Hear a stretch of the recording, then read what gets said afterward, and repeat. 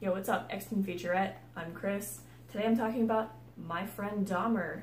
I wanted to make this video because I picked up the DVD. I've been waiting to watch this movie for some time. The only reason I know about this movie is because of the graphic novel it is based upon, My Friend Dahmer, written by Derf Backderf.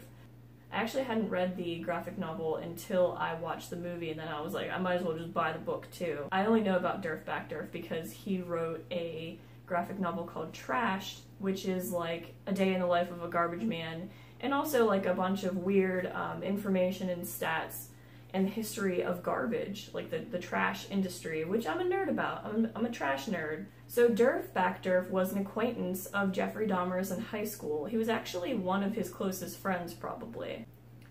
Derf is pretty much a journalist. I mean, he takes this very seriously. In the back of the book, there's actually a list of references where he cites all of his sources, whether it be from a news interview or public information. And then all of the information that he gathered from his own personal accounts, he said that he only used information that at least two people remembered similarly, because he said that if two people remember the same thing, then it must be a fact. So it's really factual. A lot of the interviews, if you have watched interviews with Jeffrey Dahmer or his family, you'll see a lot of that reflected within the book. One thing that Derf really drives home in the book is that he focuses on there's not really an adult presence in Jeffrey Dahmer's life. His parents are going through a pretty rough divorce, and he just kind of gets left out a lot. That being said, it shows, you know, a really rough family life behind Jeffrey Dahmer, but it doesn't do so in a way that solicits sympathy at all. I've watched other reviews on the book and the movie, and people think, you know, oh, it's trying to sympathize with a serial killer and, you know, make you feel bad that he had a rough life and everything. I did not get that whatsoever. If anything, I think that Derf was trying to paint a portrait of the oddities that surrounded Jeffrey Dahmer's life. Kind of like this kid was a weirdo, and why did nobody pick that out and help him? There was very little focus in the book about figures that Derf himself didn't have much interaction with. So Jeffrey Dahmer's father and his younger brother David weren't really in the book that much. I mean, they were mentioned maybe, but even Derf says, you know, obviously they must have had a huge impact on his home life, but he wasn't aware of that because that's not what Derf observed himself, so it was not really a big part of the book. And he explicitly states that. I think that, you know, it's a fair point to make that he can only report on what he personally observed. I mean, he did include some things that were documented in interviews and stuff, but it was really minimal. The artistic styling of Derf's illustrations is really impactful. Whenever it's like a dramatic scene or something important or intense is happening, everything's really dark. It's darkly shaded. So Derf was obviously an illustrator. You know, he's into comic books his whole life, and he would draw pictures of Jeffrey Dahmer and show them to him, and some of those pictures are included. There's also a really cool yearbook photograph, and there's a neat story behind that. So I think that the book really is more of a series of events that show, in retrospect, points of Jeffrey Dahmer's life that things could have been red flags to people around him if they would have paid attention. And I think that that was really the point that Derf drove home, is that where were the adults and why didn't people see Jeffrey Dahmer as a troubled teen? The book actually ends with Derf getting a phone call from his wife saying, oh my god, did you see the news? And him getting the news of all of the horrific murders that Jeffrey Dahmer was responsible for, and Derf kind of taking that information and just being like, oh my god, what have you done? That was, you know, really dramatic, I feel like. As for the movie, a tagline on the back says, a window into the making of a monster, a warped wonder of a movie. I don't know if it's a window into the making of a monster. I don't think that this is supposed to show why Jeffrey Dahmer did what he did and why. I don't think it's supposed to explain his motives, but I mean, he obviously said in a bunch of interviews that he had like a warped sexuality and, you know, all of the disgusting things he did. If you don't know what Jeffrey Dahmer did, I'm not going to talk about it. That's disgusting. Go watch the interviews yourself. But yeah, I don't think this is supposed to be so much of a why as just kind of a backstory. It's kind of like a backstory to everything that happened. I think the movie did a really good job of portraying the feel and everything that was explained in the book. Not only in the book, but in the interviews. I think that the director, Mark Myers, directed this. I think that he did a really great job of getting the feel of Jeffrey Dahmer down. And there's two Disney stars in this, I believe. Ross Lynch, who plays Jeffrey Dahmer, and Alex Wolff, who plays Derf Backderf. Alex Wolff is in the new Hereditary movie, by the way. I just saw that this last week, and that was phenomenal. And he did an amazing job. I think that this Alex Wolff kid's a really good actor. I'm not familiar with Disney Channel actors, but he is good at doing some horror flicks. So, can't wait to see what his career holds.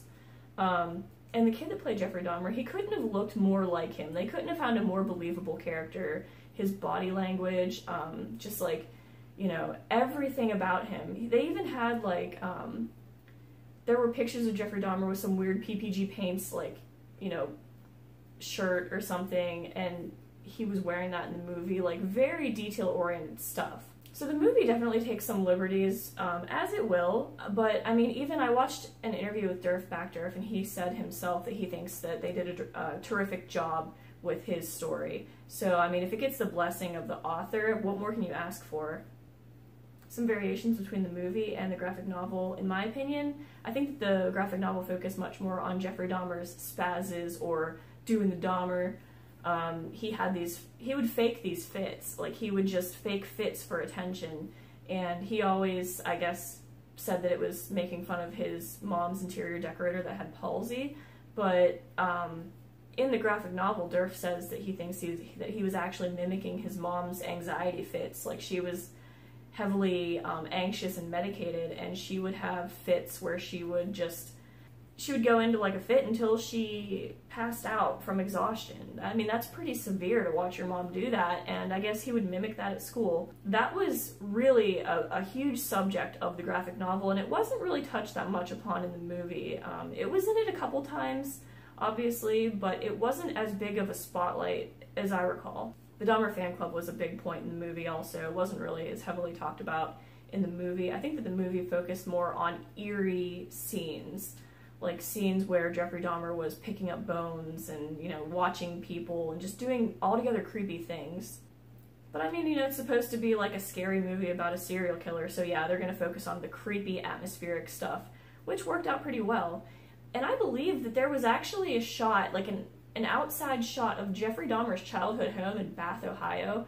They filmed this on location, like in Bath, Ohio and Akron, where Jeffrey Dahmer grew up, which was where the topics in this film took place. All of the murders except for his first one took place in Milwaukee, Wisconsin, but the first one took place in his home in Bath. And obviously the story stops when Jeffrey Dahmer is about to make his first kill.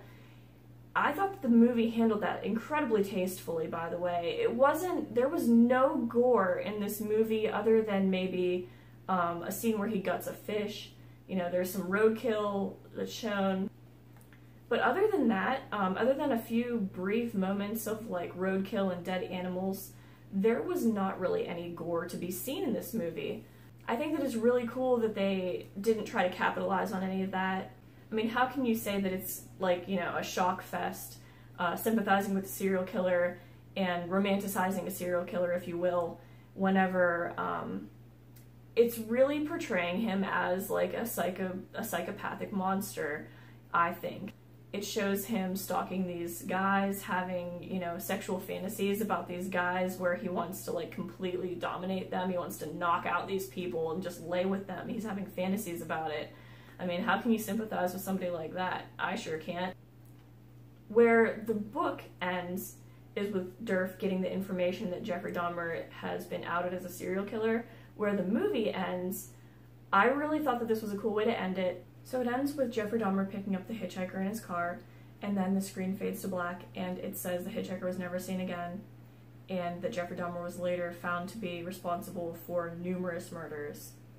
I don't know of a more dramatic, impactful way you can end a movie like this. I mean, everybody knows what Jeffrey Dahmer was responsible for, so I think that, you know, leaving it there and kind of leaving it before any of the murders happen was extremely tasteful on the director's part.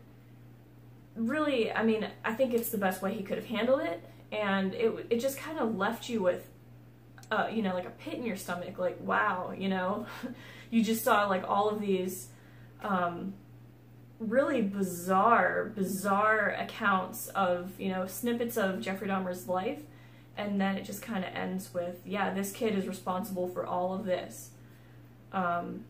So it really, I mean, I wouldn't say that it shows the making of a monster per se, but it definitely portrays him as one, I think. And not in a glorifying way. I mean, it's just, I think it's really factual. I think that for something that isn't a documentary, it's not an interview, it's not a documentary, it is a film, I think it's as close to the real thing as you're going to get. It's based on accounts from one of the guy's only acquaintances in his life, so I mean, I don't know how else you can really get this information. It is really unique, and I mean, I don't think that there's any other serial killers in history that have, you know, somebody that's made, like, friends from their past that have been like, this is what the guy was like, you know, he's a psychopath, and this is how he was before that. This is the man behind the guy that became Jeffrey Dahmer. It was really unique, I will say. So I thoroughly enjoyed the graphic novel. I read this after watching the movie. The movie I thoroughly enjoyed as well. I will definitely watch it again. I thought that it was a great performance by everyone that was in it. There was a lot of attention to detail. The cinematography was amazing. I think this is just a really well-made movie all around. It was a great adaptation of a really good graphic novel, and I highly suggest it if you're interested in serial killers or, you know, just stuff like that. For me, this was interesting too because it had kind of a close to home feel because I live kind of near Akron, Ohio, in the Rust Belt of America. So, you know, this is kind of like an Anytown, USA type of story. After having picked up the movie and watched it, I noticed this is an MVD visual release, which I thought was really cool. I love that company. I think they have some really quality products they put out. I'm really thankful that they released this because I missed it. This movie was, they screened it in Pittsburgh, and Derf Backderf was actually at the screening, and I didn't hear about it until like a month after it had happened. I was like so upset that I missed Derf. I've heard a lot of people say that they were looking forward to it, that they were trying to find somewhere to pick it up, so it might still be in Walmart for 13 bucks. Check there. I think it is worth $13. I have a hard time spending more than $5 on a DVD, but I'd say in this case it is well worth the $13. I saw it in Walmart and was so surprised that they had it. I was like, yup, coming home with me. The MVD visual release has some special features on here. There's an interview with Ross Lynch, who played Jeffrey Dahmer. I haven't watched that yet, but I would like to because he did a phenomenal job, and I would love to hear what he has to say about that character. Behind the scenes slideshow. There's also a theatrical trailer, which I haven't watched, but I would like to see what the trailer looks like. I usually don't watch trailers before I go into a movie. I like to be surprised, so I will check that out. I'm not sure what it looks like. So that's my review on My Friend Dahmer, the movie and the graphic novel. Thanks so much for watching this review. Hope you enjoyed it. I found this so much fun. I mean, I could probably go on and on talking about this, but I know that a lot of people were like really looking forward to this movie. Have any of you guys seen this? If you have, I would love to hear what you have to say about it, or if you've read the graphic novel, let me know what you think about it. You know, look for my next weird review video or whatever we do, and I'll talk to you guys soon. Thank you so much.